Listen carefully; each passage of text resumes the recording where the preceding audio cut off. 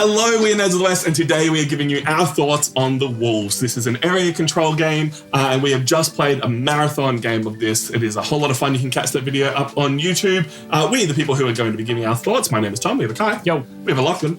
Oh, hey. And we have a Billy. Hello. We do this live every single week, twitch.tv/Nerds of the West, and we're here to give you our thoughts so you can decide if this game is right for you. And at the very end, we are going to put it on our Nerds of the West ranking board, because that is how we rank games, not on a 1 to 10 scale, but just if given the opportunity, what we would prefer to play. Kai, can you tell us about the Wolves? Sure. The Wolves is an area control game where you control a pack of wolves running around trying to control as much of this territory as possible. You do that by taking actions, paying for them by flipping these tiles above your board to match the terrain type of the hex that you are impacting with that action. So you flip one tile to move to a space, 2 tiles to build a len or a dare, a len or a dare, a den or a lair in that space, or howl at lone wolves to recruit them to your pack, and you pay 3 of the same tile to dominate enemies' wolves on that space. The scoring progresses throughout the game as things are taken off of the board, be those lone wolf tokens or opposing dens, lairs, and wolves, to move the scoring tracker to these spaces showing phases of the moon, determining which of the spaces is going to score at that time. When that phase of the moon scores, the each player's tokens on that space are added up to see who controls it. That person who controls it gets the larger score. The person who comes second gets a smaller score, and if you're lower than that, tough. Once all phases of the moon have scored, whoever had the most victory points won. Unless it was a tie, which it was. And then whoever controlled the most areas throughout the game, which turned out to be Billy, would win. I love that is the tiebreaker. We'll go more in-depth on gameplay in a moment, but I love that at the end of the day, you can score points in a variety of ways, but area control is the tiebreaker. Yeah. Gameplay-wise, it's a fairly basic area control game, but the way that you choose your actions impacts so much of what is going on. I think that's what doomed me at the end. I think I had flipped the wrong tile, which definitely hindered me, but that was like a really good mechanic. It takes you a little bit to get your head around it, but that was a really good mechanic of moving. Yeah. Because it's like, like I said, it's like you flip the tiles to impact the space, and sometimes you want to flip 2 so that you've got 2 ready, but in reality is you only flip 1 if you're doing a move, so it's like, I'm not flipping enough tiles to ready the next action. And you can see what is on the back of all of your tiles. So in a situation like I've got in front of me where I've got 2 deserts and 2 plains, if I needed to move to one of those spaces, I could choose what do I want my next tile to be. And you're trying to set up future turns by flipping tokens with terrain on the back that you're going to need in the future. And not just future turns, it's you take 2 actions every single turn, which means you are just in that moment deciding what your next move is, because so much of what you do is dependent on what the person before you has done. I felt that a lot of this game we were split these 2 sides of the table just because of where we were on the board. So I couldn't decide what I wanted to do for my turn until Lachlan finished his turn, which made it very tense all the way through. Not only that, you're trying to decide on what your second action is going to be, because you have to play your first action, which leads into what your second action is. And it's like, I could do this, or I could do that, or I could do this, or I could do that. And there's like a lot of options. And then it's like, okay, I flip these, which now gives me a whole nother set of options. Yeah, you're teeing it up, but it's until you commit to that action is what you're then going, okay, now I can really look at what my other options are, because it's changed from what's been flipped. And I loved that by doing certain actions, you opened up those options. By hunting prey on the board, you got extra action tokens, which were huge. There was a point that you took 4 actions in one turn. I honestly, glass cannon at the start was like, I'm gonna do this, do this, do this, and I just had free reign because you guys were all down that end of the board. And I'm like, all right, can I take 4 actions? Well, you got it for extra action tokens. And I'm like, okay. But then after that, I had felt the power and I came to a grinding halt. But by also upgrading certain parts of your board, by upgrading to lairs, which seemed like you had to build at least 1 lair in this game, otherwise you were totally out, because it gave you the extra tile tokens that were wild to let you dominate or take the extra turns as you needed. By letting you adapt around what things you had to flip just gave you so many more options.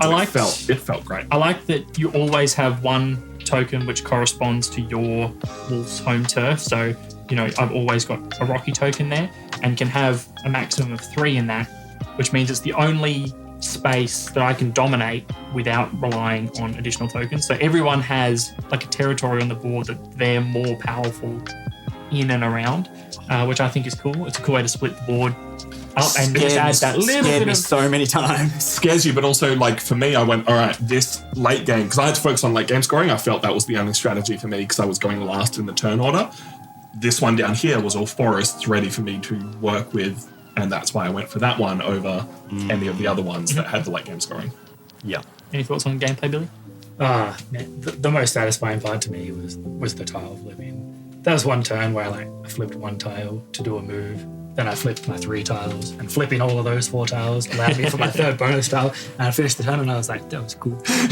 Yeah, there's like I like that. There's extra actions. Like you've done it, and then you've done another thing, and then you've gone. Actually, I can do a 3rd thing because I have an extra action tile, but I hadn't accounted for it, and now I have to see what is actually in front of me. What was so satisfying for that turn is I sat there at the start of my turn, seeing it. I was like, "Flip that." Now flip all these ones. I can steal stuff. It's definitely satisfying when that comes together. Yeah. Like if I flip this to have this for my second action. One of the things I think I'm really keen to see in other games is the pack size and the wolf speed was great. The howling range, touched on it. Howling range was just kind of left to the side and a little bit neglected. I wonder if one of us had done it, they would have suddenly, that would have been suddenly really powerful. Well, it's a really interesting one because it means you could have, I could have focused on this area but howled to these ones and snapped up the second places. You could howl and dominate, right? You could keep people away from your zone where we didn't really do that a lot. And that brings me back to my original point is that the pack speed and the wolf speed work hand in hand in tandem because it's you can move wolves 4 spaces, but you can move 3 of them. And it's it's a good balance of how many you can move versus how far you can move. And it'd be interesting to see because some people, I think, shifted heavily into doing one or the other as opposed to trying to balance for points. both. So being able to move a really big pack is good because then you can start moving large numbers. They might not be able to move fast, but you could move a lot of them. And I think that was interesting in an area control space because once you've got them or you know that you want to move them, the next challenge is the available spaces because you have to flip the tiles and the tiles have to be unoccupied. And that bit me at the end. I had planned to move into a plains space, and then by the time my turn came around, there were no plains spaces left. So I had set up these plains tiles, and then the plains spaces were taken. It was dang. Or it was taken, and the next one was just out of your reach. Just too far. Yeah. Next to the Moon in our chat had a really good point or a question. Do you feel the game slows down to the end of that stage, or is that something that you find happens in a lot of games like this? I think it's the second one. I think it's the second. Look, area control games are not the top of my list in terms of my style of games that I enjoy. Usually I find area control games are not quite my speed. This one I enjoyed it more than I expected, to be honest. But it is, I think, an area control thing that at the end of the game, I don't think I've ever played an area control game that didn't feel slow. Well, we played June Arrakis, and that was just number crunch to the extreme every single turn for 2 hours. Yeah. My favorite game from last year was Northgard, and that was area control. And I don't know, I'm same.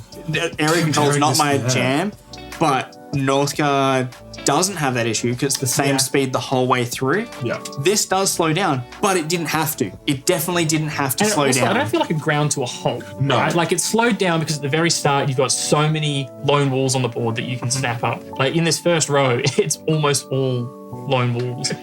And then one layer upgrade. There's only one layer upgrade before the first scoring phase and a couple of dominations. Look, I got dominated the most. What is this? And He then deserved it. towards the end, the things that go on the scoring board are things that are harder to achieve. So it's more dominations, it's more layer upgrades, which are more difficult than that early snapping up of wolves. So they do space it though, right? So the first space is on 11?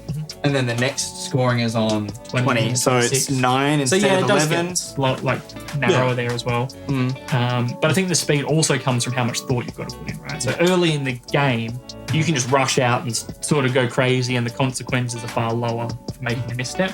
Whereas at the end of the game, when it's so tight and you're coming down to 1 point, is the difference between winning or losing a territory. The game slows down because you have to think more. Yeah. Yeah. Like, But it never felt like there was too much to think about. Yeah. There was choices and there was wrong choices, and then a few right ones that if you sequenced it right, you could get the optimum choice. But there were still good choices all the way through. Yes. There were good choices. I got stumped and I asked for help because I was like, there's too many choices. All of them are good options. What is the best option? And I just couldn't narrow it down to what is that. And it was really relying, like Tom said, on the person ahead of you. Like, it's like, do I get another turn? Will I get another turn? Because that's how I'm going to sequence my actions. Yeah. Because if I don't get another turn, then I'm going to take plan B, because plan B is right now, right here, and doesn't have a roll-on effect to plan A. I do like that there was always like plan Z, which is move. Like, there's almost never going to be a situation where you can't move. And that feels like losing an act, like feels like you're not getting a very good action. But I like the hunting mechanic that means you could profit off of just a move action.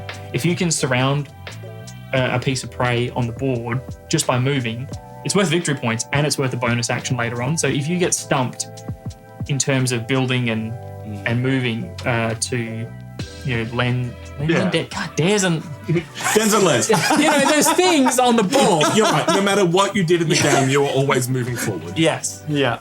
Yeah. There was always that opportunity to move and hunt to, get that action again later almost. So what do you think about the art? I love the components. Personally, I think each of the Weeples, the Wolve Meeples, the Dens, they're just little rocky boys. They're all right. I love the lairs. Yeah, the layers are Layers are cool. The lairs have a little wolf within the hollowed area of the entrance of the lair, which I think is adorable. I think everyone else's board but mine is easy to read. Yeah, the green is a bit green on green. See, I like yours more than mine. Yeah, okay, fair. That, I guess, comes down to personal preference, but for a game, I feel like I'm talking too much, but the iconography is all really clear. Billy, what do you think? I really like the art style of the board. Not so much for like quality necessarily, but the simplicity. Like, at no point during the entire game did I feel like I struggled to identify the difference between a piece, between anyone's colors, between any token on the board. Like, I was never like, hey, what's that?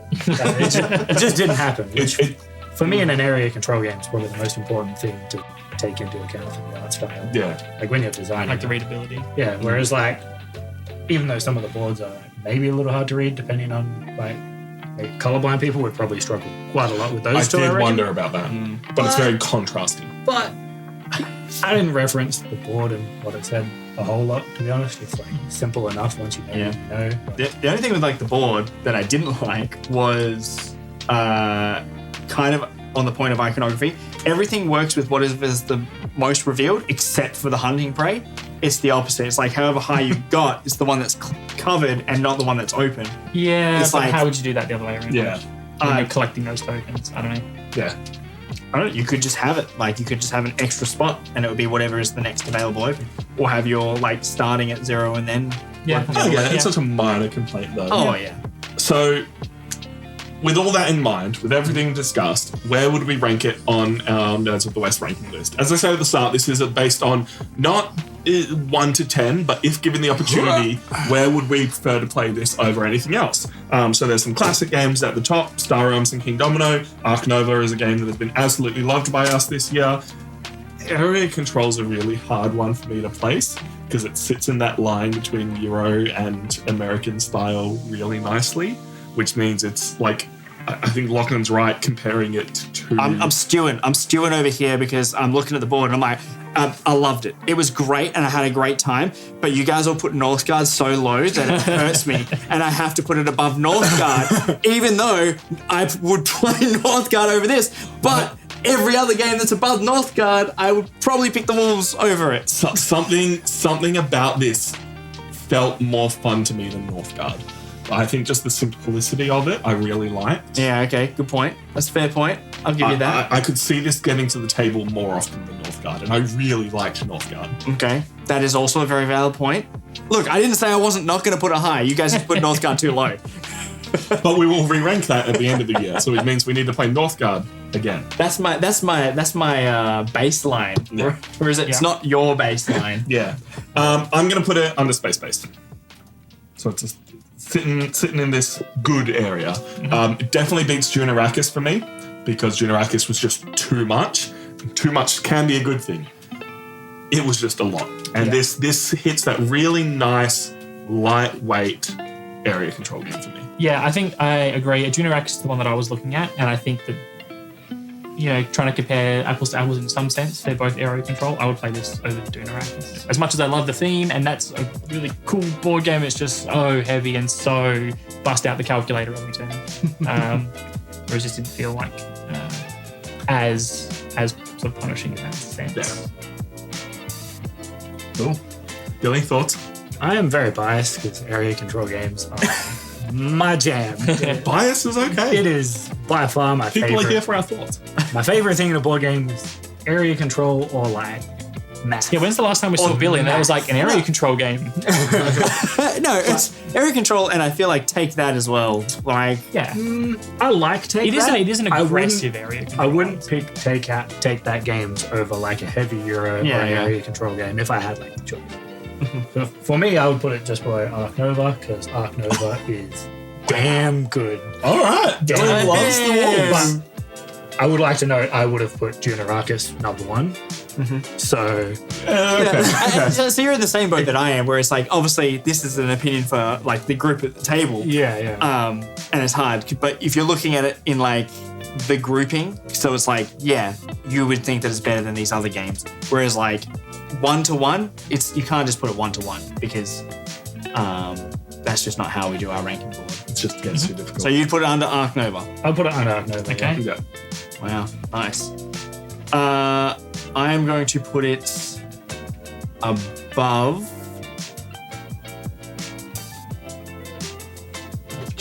Oh, it's so tough. I'm looking at things and I'm like, it's climbing. And it's also not climbing at the same time. It's hard because I'm like, yeah, this group, I would put it higher than that, I guess. And in general, I really enjoyed Roll Camera. Too Many Cooks is great. Fight the Blight was great. Dune Imperium was good. I think I'm going to put it below Dune Imperium. Okay. I'm going to slap it in the middle of this area right now. But as I said, at the end of the year, we will re-rank. Everyone will rank every single game on our list, so you can catch that live, twitch.tv/Nerds of the West in December. But until then, let us know your thoughts on the Wolves. You can jump in either in the YouTube comments or anywhere else that you like to receive your content and where we post things. Until then, we've been Nerds of the West, and we will catch you next time. Bye.